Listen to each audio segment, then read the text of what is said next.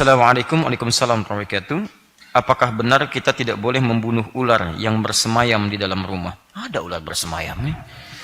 Masya Allah. Biasanya ular tuh masuk jala, tapi bersemayam di rumah, luar biasa. Antum tuh kalau kata-kata tuh luar biasa ya.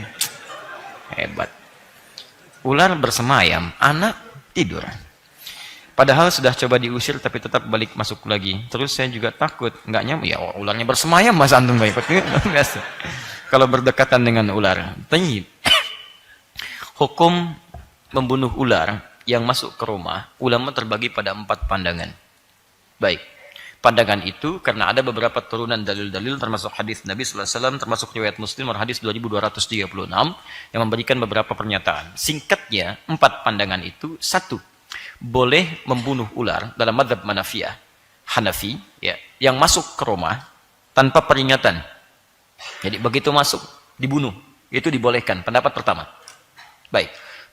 Yang kedua, boleh membunuh ular yang masuk ke rumah tapi dengan catatan diberikan dulu peringatan. Bahasa riwayatnya salatan, 3 kali. Diberikan peringatan 3 kali itu menunjuk pada banyak. Ya, tidak harus kemudian bisa dilangsungkan dengan 3 kali sapuan, tidak. Tapi dengan peringatan-peringatan yang umumnya bisa dipahami mengusir ular. Ya, 3 kali saya kasih peringatan ya. Kalau tidak, saya bunuh kamu. Nah, tidak begitu.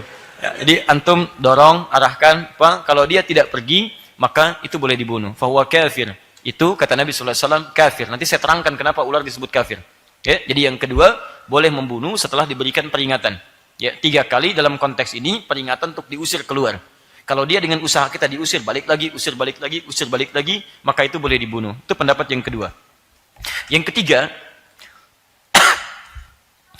boleh dibunuh.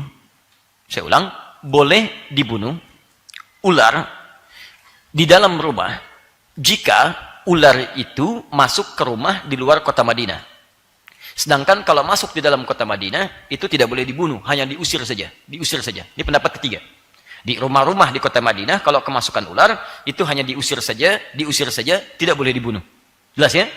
Kalau yang pertama, bunuh tanpa syarat. Kedua, beri peringatan, masuk di rumah manapun, mau Madinah atau bukan, beri peringatan, misalnya diindahkan, langsung dibunuh. Yang ketiga, tidak boleh dibunuh kalau masuk di rumah Madinah saja. Di luar Madinah boleh dengan diberikan peringatan seperti yang tadi. Ya, 3 kali atau kita coba usir untuk keluar.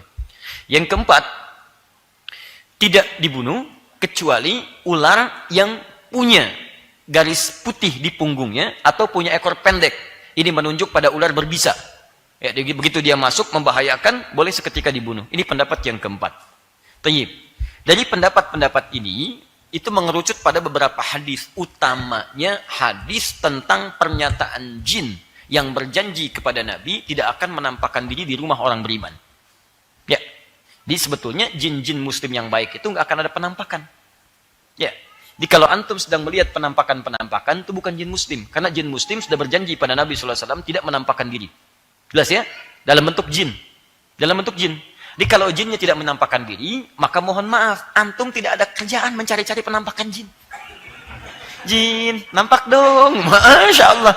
Jin itu disebutin karena tidak nampak. Antum keluarkan dia dari fitrahnya. Maka antum punya masalah. Jelas ya? Maka dari sini, teman-teman sekalian, jin itu ketika dia, awas hadit, ingat, bahkan ada surah tentang jin. Surah Al-Jin, surah ke-72. Ada Al-Jin. Lihat, bahkan jin mendengarkan Al-Quran. Jin bisa hadir ke rumah antum, bisa. Di rumah saya juga ada. Bisa datang ke rumah saya, ke rumah antum ada. Dan ketika dia datang, ada di antara jin itu yang muslim. Tapi tetap, kembali pada kesepakatan dan fitrahnya, dia tidak menampakkan diri. Tapi dia dengar kalau antum baca Al-Quran. Lihat ayat pertamanya. Qul uhiya ilayya annahu istama'a nafarum minal jinni. Ya, katakan Muhammad diwahyukan kepadaku, ketika sedang baca Al-Quran, ada sementara jin yang mendengar bacaan Quran. Maka mereka berkata, inna sami'na Qur'anan ajaba. Kepada teman-temannya, kita mendengar Quran yang sangat mengagumkan. Masya Allah, jin saja dengar Quran. Masa antum yang bukan jin gak mau dengar Quran? Jadi kalau ada manusia tidak mau mendengar Quran, dia lebih parah dibandingkan dengan jin. Jin aja dengar Quran. Jelas ya? Nah, yang paling menarik di sini, ada perjanjian tidak menampakkan diri. Maka dia kalau menampakkan bisa dalam wujud yang lain selain wujud jin. Di antaranya binatang, terlebih ular.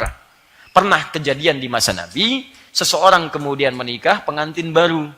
Begitu akan masuk ke rumahnya, si perempuannya keluar di luar rumah. Nah, dulu adat masyarakat dulu, kalau ada perempuan di luar rumah, maka ini menunjukkan perempuan itu punya perilaku yang tidak baik. Maka si suaminya langsung mengambil anak panah, ingin panah perempuan itu. Baik. Hati-hati ya, jangan salah paham di sini. Begitu kemudian ingin dilepaskan anak panah, si perempuan mengatakan, tahan sebentar, ada sesuatu terjadi di rumah menyebabkan saya keluar. Bukan karena saya tidak baik. Baik, apa yang terjadi kemudian? Maka dilihat di dalam rumah, ternyata di situ ada ular. Dipanahlah seketika. Suaminya masuk dipanah. Istrinya mengatakan, saya tidak tahu apakah suami saya membunuh ular duluan atau ular yang kemudian mematikan suami saya. Maka ketika keluar, ternyata ularnya yang mati dipanah oleh suaminya. Maka keduanya kemudian beberapa sahabat mengadukan pada Nabi, ya Rasulullah, mohon doakan kami ya Rasulullah, karena di rumah ada ular. Kata Nabi, kalianlah yang mohon ampun kepada Allah Subhanahu wa taala karena kalian telah membunuh seorang jin yang muslim. Di jin itu sedang berada di dalam rumahnya, dia masuk dalam bentuk ular di situ. Maka dari itulah kemudian jika jin ular ada yang masuk ke dalam rumah, pendapat yang terkuat adalah Anda coba usir dulu. Jika dalam diusir dia tetap bertahan balik lagi, kata Nabi fahuwa kafir. Itu mungkin kalaupun jin termasuk jin yang kafir. Tapi kalau misalnya ular-ular berbahaya seperti tadi, yang ada 2 putih di punggungnya atau berekor pendek menunjukkan yang sifatnya berbahaya, maka tidak usah pikirkan jin lagi. Dan gak usah ditanya, jin bukan, ayo jin bukan. Udah begitu tanya, antum dipatok gitu kan. Paham ya? Daripada membahayakan, langsung eksekusi. Seketika selesai. Jelas ya? Baik. Allah Ta'ala alam bisawab.